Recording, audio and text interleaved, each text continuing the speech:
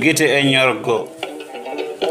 Yo Allah rokku en nande e famde, eggen e haalde koɗen e gollude, hande ko jorgo pinal e gandal. Uddidde ɓerɗe e hakkillaji, rewde e miijo daranade ɓamtare. Yo sellu wona fimde sagataɓe fellitɓe, fayida ma fuuta kala gando nana haala. Yiddam e miijo Umar Tokosel Ba nangtima, jambaro ye yewte ina ɓeyda hoolare. Lelido yo ummo daɗaɗo yo abbo, nan haala o pullo cafrowo ngamela. Tokosel a jarama ka rendo ballowo, gala fof noddama kala gando yo noto.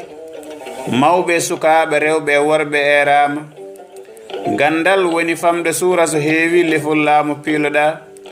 Bojji ɗi joni golle kuccenen, kimmiren heftade dadɓe en, ɗum so fellitama ina newi. Ñaagoɗen yo Allah wallu en.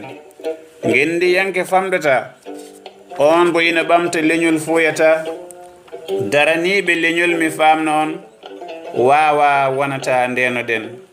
Gite e ñorgo wona kawis ko gandal, ɗe gite e ngo ñorgo ngo kalaten, wona gite mehe e ñorgo tan no pamirten. Gite ɗe ko ngaluji peñƴi cuuɗiɗi, ñorgo ngo ko wertago leydi min Fuuta. So daranama renama ɗanle ɗe nattat, ceeren kadi e jiggore. Hay dogdu dow tibba ma feere ƴette, daɗi en ko wawa e ɗaminade ballal. Goƴaji am ko pewjen ko ina nafa.